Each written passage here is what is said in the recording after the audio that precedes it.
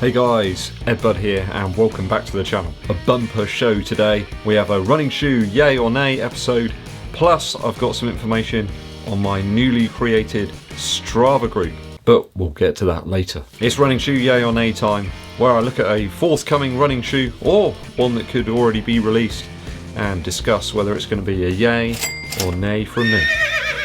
First shoe today is the Nike Tempo Next Percent. Now, I have already looked at this one on a previous episode of Yay or Nay, but now it seems as if the Tempo Next Percent is just on the horizon. I think we're going to see a release of that very soon. We got some more details about it, so I'm going to discuss it and revisit it. So that long-awaited training version of the Next Percent is about to release in the US and the UK. Is it the replacement for the popular Pegasus Turbo series? Or perhaps the shoe to take over from the Nike Zoom Fly? Let me know in the comments if you think it's a replacement for the Tempo or the Zoom Fly. I think it's perhaps something else all of its own. I know we do have that Hyperfly coming very soon.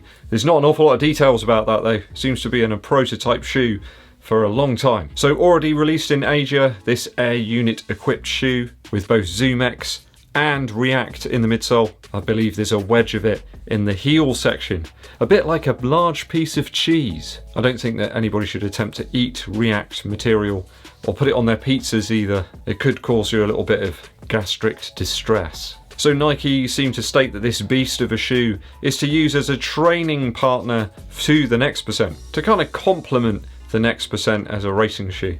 I always found that one a very durable shoe. I even wore it through quite muddy sort of areas, very wet kind of areas during the winter, and it was fine. But that side, a much more durable version of the Next Percent or the Alpha Fly that we can use for training is of course going to be very welcome to a lot of runners. Remember, it's not a carbon plate in the Tempo Next Percent, it's a composite plate. I believe it will be a nylon plate, perhaps infused with carbon, something along those lines. In fairness here, I see more nods towards the upper of the Next Percent than the Alpha Fly. I have seen prices banded round of about £180 for this shoe, which is, it's right up there. Although I'm a big fan of the Flyknit upper, as you'll know for some of my previous videos, so that's a thumbs up. Apparently hundreds of runners' data have gone into creating the outsole shape and texture. What sort of data did they collect? What sort of questions did they ask? Did they just get loads of people to run on a specific surface and ask them their opinions? I'm not sure. I'd really like to know. I did stumble across a video which documented the different widths between the Alpha Fly and the Tempo Next Percent. And the Tempo Next Percent does seem to be very slightly wider in the forefoot. I found the Alpha Fly already quite wide in the forefoot area. I did spot a very familiar piece of material though, forming the midfoot cage within the Tempo Next Percent. I'd previously seen it in the Zoom Fly 3. Let's hope that the lockdown over the top of the foot though is much better in this new shoe. There really is a mass of foam in this one. It's looking like it's going to come in a little bit heavier than some of the other maximally cushioned shoes out there. By all accounts, the upper on the Tempo Next Percent isn't going to give too much, and it does seem like there's a Pegasus Turbo 2 lacing style arrangement here. And a pull tab. Pull the strings. Early reviews suggest it's quite narrow in the arch, so it might not be ideal for people who have a flatter foot or suffer from that arch kind of cutting into the side of their foot. I know a lot of people that bought the Vaporfly 4% Flyknit. It just didn't work for them because it's got an extremely high arch. I tried to find some weights to compare them against other shoes. It does look as if this one's going to be a little bit heavier than the Endorphin Speed, and I tried to compare it up against the Zoom Fly Flyknit as well. I think it's going to clock in a little bit heavier than that one. So you win some, you lose some with this one, but it's certainly quite an exciting shoe. As somebody that's owned the Alpha Fly for some time, I think the Tempo Next Percent from Nike is going to be a yay for me. And now for something completely different. Many viewers recently in the live streams have been asking me to try a shoe from Altra. They commented that the Escalante 2.5 might be right up my street. And you know my street is running shoes, so they were right. So this is the new version of the Escalante, a zero drop shoe as all Altra shoes are. Or is it Ultra? Ultra. If you're an Ultra or Ultra fan, I'm sorry if I've pronounced it wrong, but I'm giving some limelight to Ultra, so There we go. It seems as if this company do some midpoint changes to the shoes, like 0.5 versions, which I think's really cool as a guy who's into IT. So let's not confuse zero drop shoes with minimalist shoes. This one has quite a considerable midsole. I believe it's a 24mm midsole across heel to toe. A lower stack, you could say, but also lower weight, and that's two things I'm really enjoying right now. I'm intrigued by the wider toe box that everybody's talking about in the 2.5. They're saying that toe box section's just got a little bit more room. I've got some quite big toes down there. The upper appears to be a little bit more refined from the 2.0 version. I conducted quite a lot of research actually before I went for one of these. I wanted my first Altra purchase to be ultra satisfying.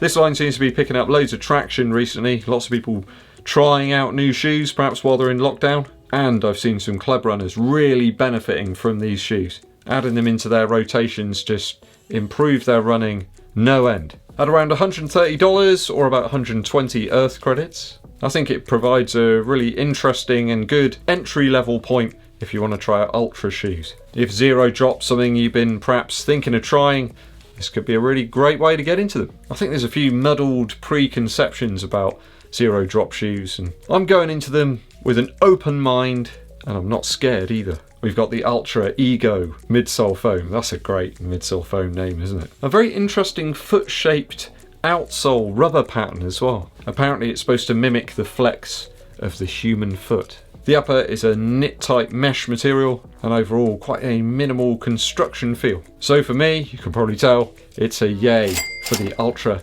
Escalante 2.5.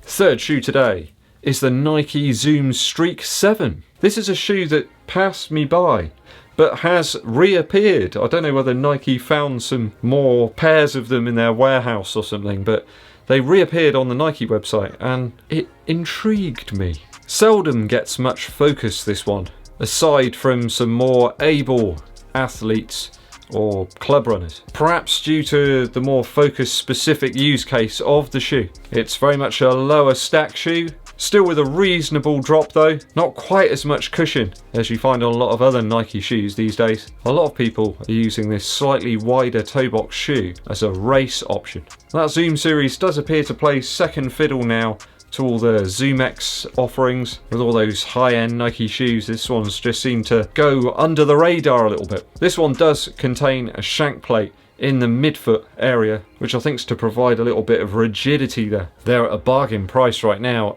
£76 over on the Nike website.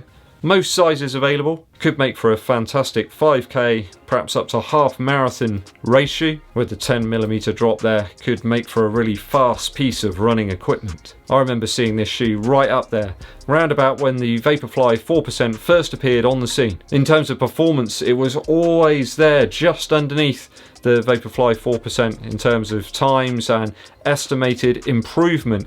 Perhaps a good option for those who don't want to go down the carbon fibre plate route and they're looking for some fast times with a very low profile type shoe. Though for me, I've got far too many fast paced shoe options right now, so unfortunately I'm going to say it's a nay for me. Do let me know whether it's a yay or nay on those 3 shoes today. Place your thoughts and opinions in the comments. Only 3 shoes today guys, because I've got some information about the EDDBUD Strava Group. So the Strava Group is finally here as promised. You may have already spotted it over on Strava, EDDBUD Runners United. Before I had a chance to even finish writing the script, people were joining the group, which I found quite humorous. I chose the name because it kind of sounded like a football team, and I liked that. But also, it does sound a bit like a reggae sound system. I can almost hear the chant of Runners United in my mind. Anyway, positive encouragement of other runners in the group is mandatory, although running shoe content and discussion is advised and prescribed at least once a day, though I'm not a doctor. See you over at the group, links on screen and in the video description. A musical interlude for you. I've been listening to an album from back in 2016 by the band Fruit Bats. It's called Absolute Loser. A great band mixing Pacific Northwest kind of rock sounds and some 70s vibes in there too. Humbug Mountain Song is one of my favourites, along with My Sweet Midwest as well. Great track. A band I'd just completely looked over I think they've done quite a few albums over the past 10 or 12 years. I think it's centred around the singer, but great tracks nonetheless. Go and check this band out. Fruit Bats with their album Absolute Loser. Hope you've enjoyed the show today, guys. I do appreciate you watching through to the very end. If you haven't done so already, it would help the channel out a huge amount if you'd hit that subscribe button and click the bell below for notifications of when we launch the new videos. You can also help the channel out by hitting the thumbs up like button. It really helps to get the video out to more people. And of course you can share it with your running buddies. My name's Ed Bud and I'll be seeing you